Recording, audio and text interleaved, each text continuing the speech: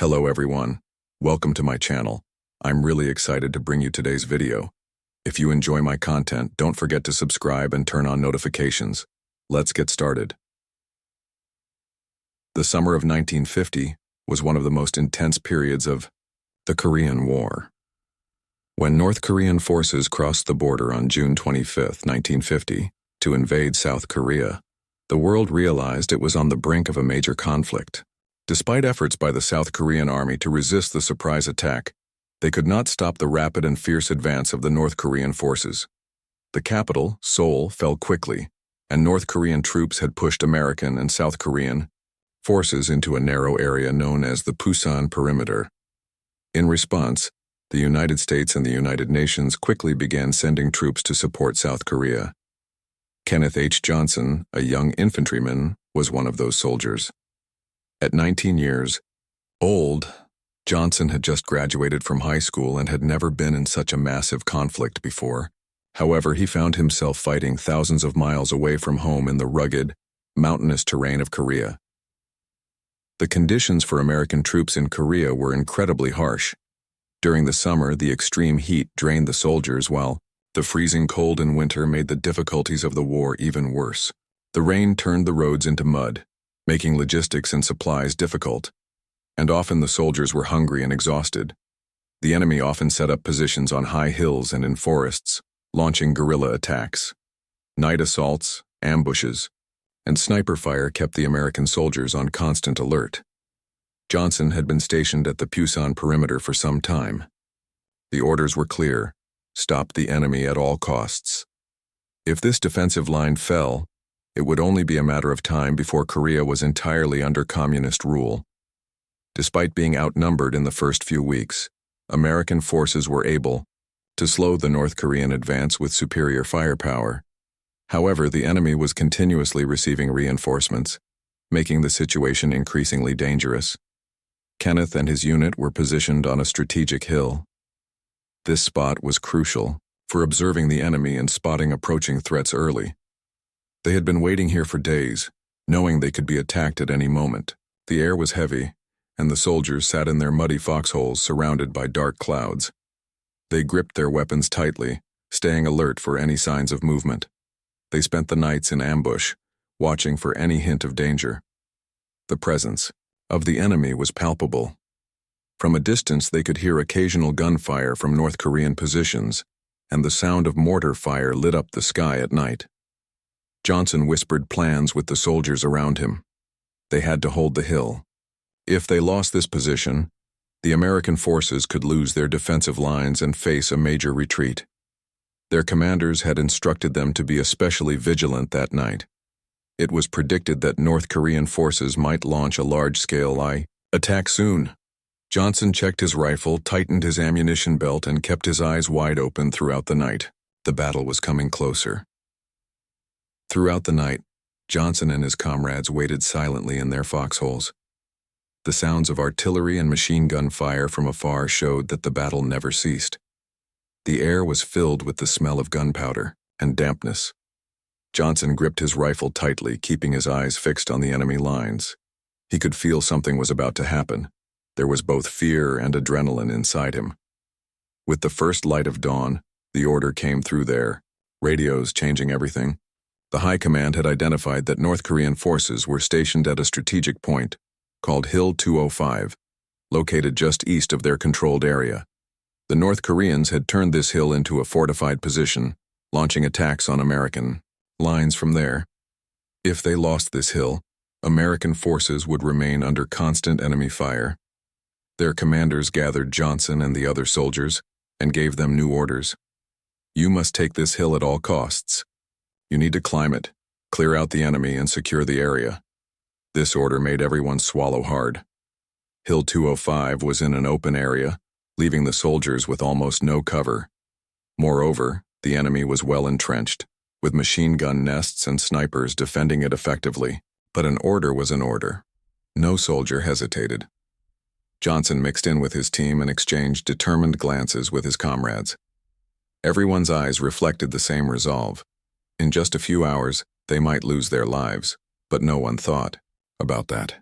Their only thought was to drive the enemy off this strategic hill. Johnson and his team checked their ammunition and supplies before leaving their foxholes. The rifles were cleaned and ammunition boxes were placed into their backpacks. Hand grenades were tightly fastened to their belts. The soldiers would advance with the support of light armored units, but it was uncertain how effective this would be against enemy machine guns. The commander took one last look at them and said, "Men, this will be a tough mission, but as long as we are here, the enemy will not advance. Protect this country, your comrades, and our flag. When you reach the objective, I want you to plant our flag there." These words sparked a fire inside Johnson. He wanted to be the one to plant the flag on that hill. He was filled with pride and courage. The final order came through the radio.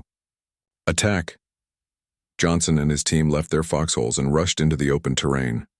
As the sun rose from the east, shadows fell across the ground. At first, everything was quiet. But a few seconds later, machine guns opened fire from enemy positions. Bullets zipped past the soldiers, and most of them, unable to find any cover, either lay flat on the ground or crawled forward. Just a few steps ahead, one of their comrades was shot and collapsed where he stood. But stopping to help him was nearly impossible. Johnson threw himself toward a few large rocks that could serve as cover. He caught his breath there, then pushed forward again. His courageous advance inspired the others to move forward as well. Despite the machine gun fire, they continued to advance slowly but steadily. Johnson and a small group of soldiers, suffering heavy losses, managed to get close to the enemy positions. But the enemy machine gun nests were still firing from at least 3 different points. At this point, Johnson decided to act alone.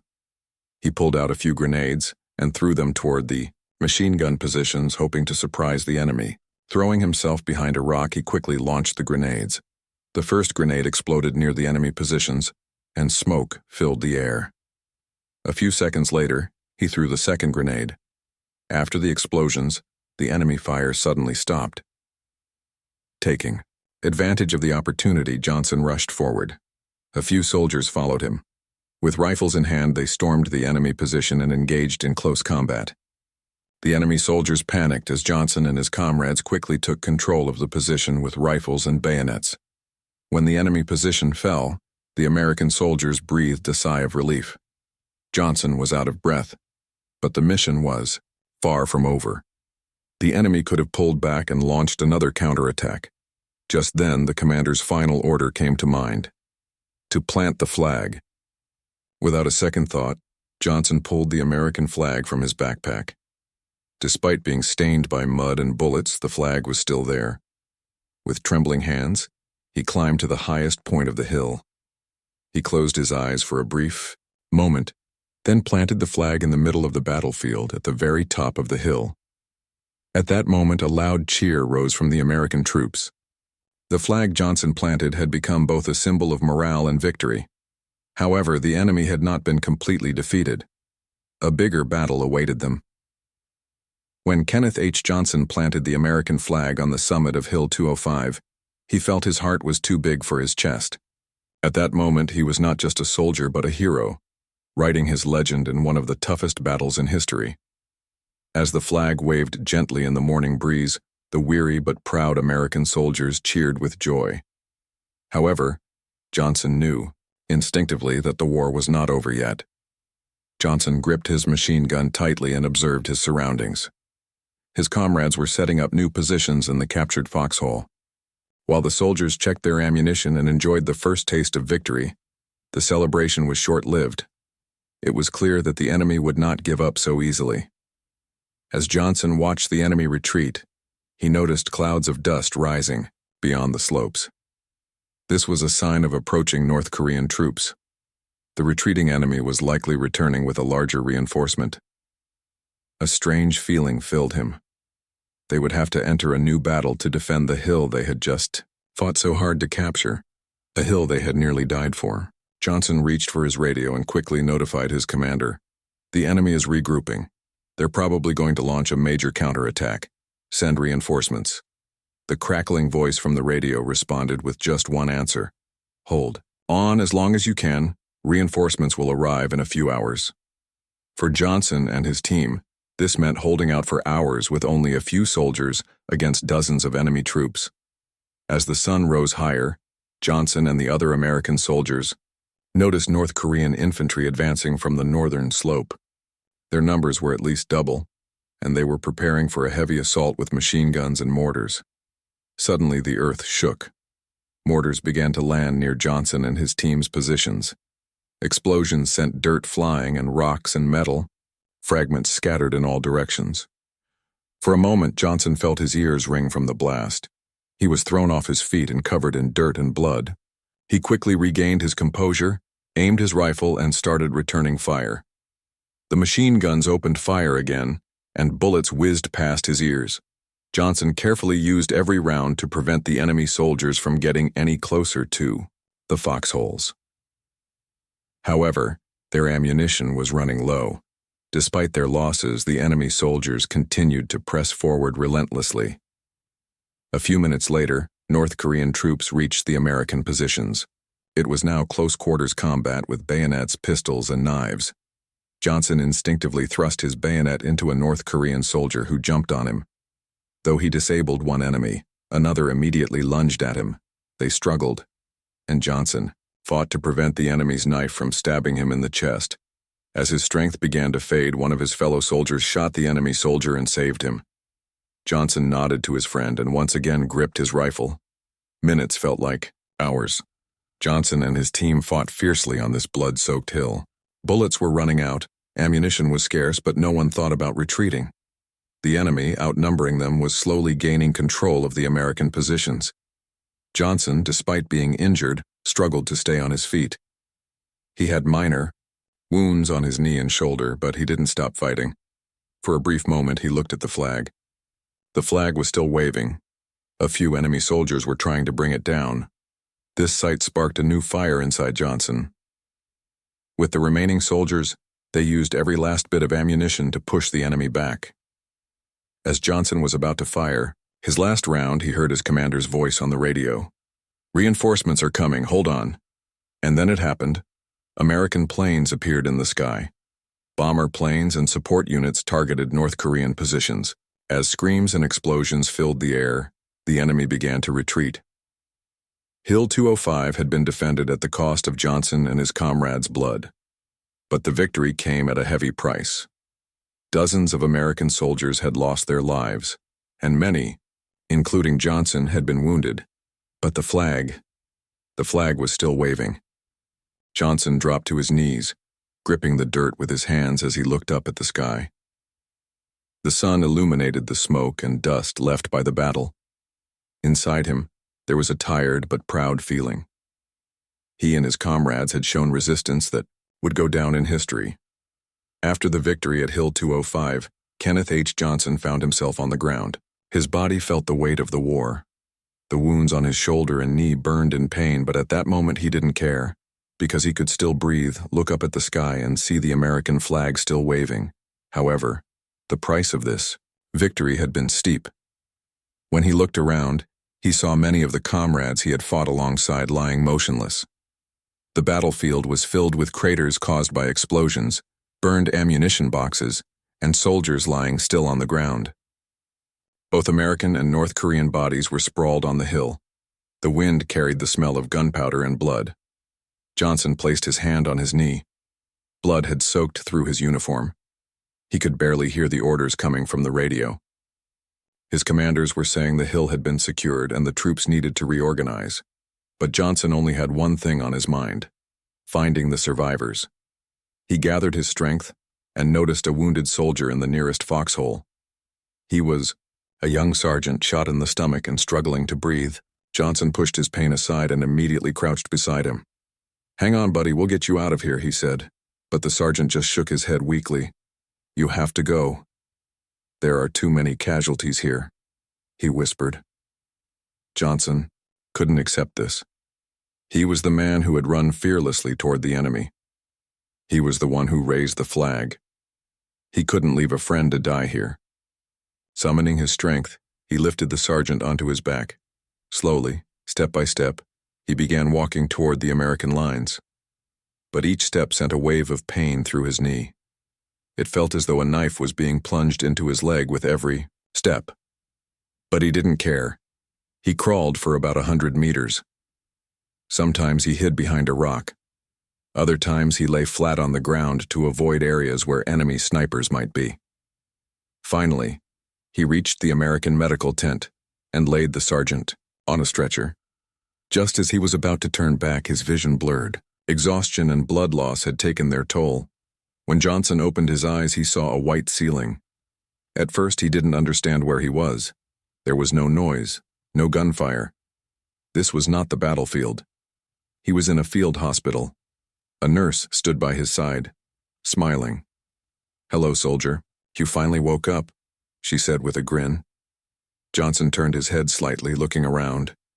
He was in a bed, his body wrapped in bandages. His shoulder and knee were carefully dressed, but his eyes fell on the other beds around him. Many of them were empty. The friends who should have been there, and maybe they hadn't made it through the war. When his commander entered, Johnson tried to sit up, but the commander gestured for him to stay still. "Take it easy, son. You've done something remarkable," the commander said. Johnson nodded, but a feeling of bitterness lingered inside him. Victory? Or was it the weight of the losses? The commander took a box from his pocket. Inside was a shiny silver medal. "Thanks to your courage, many soldiers are still alive, and our flag continued to wave on that hill," he said. But Johnson looked at the medal for a long time before turning to his commander. "Commander, the ones who died there were braver than I was," he said. The commander placed a hand on his shoulder. "The true heroes are not those who survived, but those who protected their friends with courage during the battle." Weeks later, Johnson began to recover, but the battlefield never left his mind. At night, he would wake up, hearing the sound of enemy machine guns. In his dreams, he would return to Hill 205, trying to save his friends. But every time, he saw them disappear right before his eyes. When the war ended and Johnson returned home, people treated him like a hero. There were ceremonies, and he appeared in newspapers, but he preferred to stay away from the crowds. One day, a soldier he had fought alongside visited him. They sat in a park and talked for a long time. His friend told him that surviving was also a struggle. "We survived this war, but getting over the scars we carry inside is harder," he said. After the war, Johnson tried to return to a normal life. He spent time with his family on the farm and tried to reconnect with nature. But nothing could erase the scars left by the war. Still, every morning when he stood in his garden and looked up at the sky, he remembered the flag on that hill. And he knew one thing. That flag had been protected at all costs. And it would wave forever. Kenneth H. Johnson had survived one of the toughest battles of the Korean War. The courage he showed earned him the Medal of Honor. But the war within him was far from over. Although his physical wounds were beginning to heal, the wounds in his mind and soul were still bleeding. When the war ended and American troops began to slowly withdraw, Johnson was preparing to return home. While waiting at the train station, he looked around. There were many soldiers like him. Some were silent, their eyes staring into nothingness. Others were excited about going home. But inside Johnson, there was a strange emptiness. They said they had won the war, but who was the real winner? As the train slowly pulled into the station, he thought about the life waiting for him when he returned to his city. When Johnson returned to his small hometown, he was greeted with a grand welcome ceremony. American flags hung in front of the houses and people gathered in the streets. The mayor had organized a big ceremony to honor the town's hero. His mother and father embraced him with tears in their eyes. His siblings, neighbors, and old friends gathered around him. Everyone was talking about his heroism, but Johnson felt like a stranger in the crowd. At the ceremony in the town square, he was asked to give a speech. People were expecting him to talk about what he had experienced on the battlefield, but he didn't know what to say. As he stood at the microphone, his eyes landed on the faces in the crowd watching him. Excited young people, proud parents, they were waiting for him to speak. But the only words that came out of his mouth were, "I just did my job." He couldn't say more. The painful memories of the war rushed to his mind, choking him.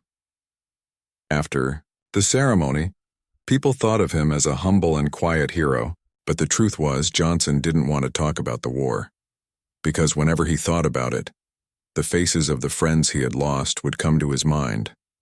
The war was over, but it still raged in Johnson's mind. At night, he would wake up, feeling as if he could hear gunfire. Sometimes he would jump out of bed at the sound of an explosion, sweating. The bloody scenes of Hill 205 haunted his dreams every night. One night, in his nightmares, he saw the friends he had lost at Hill 205. He was trying to save them, but his steps grew heavier and his voice wouldn't come out. His friends looked at him, but their faces slowly faded away. He woke up with a scream. His chest was heaving rapidly. He realized it hadn't ended. He had returned from the battlefield, but the war had never left him. Johnson tried to return to normal life. He went back to his old farmhouse and spent time with his family. He returned to the field where he had worked as a child. When he ran his hands through the soil, he tried to ease the pain of everything he had lost in the war. But life in the town felt very different to him now. People talked about simple things, living completely unaware of the real face of war. Young people wanted to hear his heroism stories, but Johnson couldn't bring himself to describe how horrific the war had been, because if he started to talk about it, he would feel like he was reliving that hell. One day, an old friend asked him, "Johnson, what do you miss most after the war?" Johnson paused. The answer was obvious. He missed what he had lost. But he silently shook his head and said, "My comrades." Johnson eventually realized that adapting to daily life in the town was very difficult. He wanted to talk to other soldiers who had returned from the war. They could understand him, so he decided to go to the Veterans Club in the nearest big city. When he entered, he saw other soldiers who had returned from the Korean War talking among themselves. Some had lost their legs, others their arms, but they all had one thing in common. The war had left scars on their souls. There he met people like him, those who still had nightmares, who flinched at sounds, who couldn't talk about the war. And that's when he realized that this war hadn't just been a battle fought on the battlefield. The war continued even after they returned home. One day, while sitting in the Veterans Club, the young Corporal Matthews, whom he had saved while injured, walked through the door. Johnson couldn't believe his eyes. He had carried him, badly wounded, across the battlefield and reached the medical tent with him. Matthews smiled and sat next to Johnson, saying, "I'm here because of you, my friend." For the first time, Johnson felt a slight sense of peace inside. Maybe it wasn't all for nothing. Maybe, in addition to the losses he had suffered in the war, there were those he had helped survive. From then on, Johnson began to slowly return to life. He still had nightmares at night, but now he knew he wasn't alone. He spent time with other veterans, sharing their experiences and trying to heal. And one day, while sitting in a small park, he did something he hadn't done in a long time. He looked up at the sky and smiled, because he was alive. Because although the war had changed him, it hadn't destroyed him. Years passed. The Korean War had become a part of history, and the world had changed. But for Kenneth H. Johnson, the war had never really ended. He was now old. With gray hair and a face marked by deep lines, his face bore the scars left by both war and time. He tried to continue farm life in his small town, sometimes meeting up with old comrades and sometimes just lost in thought and silence. But no matter what he did, the ghosts of Hill 205 never left him. One day, a former military official visited Johnson, accompanied by a journalist. The journalist was writing a book about the Korean War and wanted to hear Johnson's story. The journalist eagerly asked, "Mr. Johnson, how did you feel on the day you received the Medal of Honor? Was that the greatest victory of your life?" Johnson was silent. Before answering, he looked out the window, the fields, the trees swaying in the wind, a distant farmhouse. Finally, he took a deep breath and slowly responded, "No, that wasn't a victory." The journalist was surprised. The Medal of Honor was the highest honor an American soldier could receive. Johnson continued. That medal was a reminder of me surviving. But surviving doesn't always mean victory. The journalist understood what he meant. The weight of the medal wasn't just around his neck, it was carried in his soul too. Over the years, Johnson had tried to leave the war behind. But for him, the war wasn't a memory. It was a reality. He lived every day. Sometimes at night he would wake up feeling as though he could hear the sounds of the battlefield.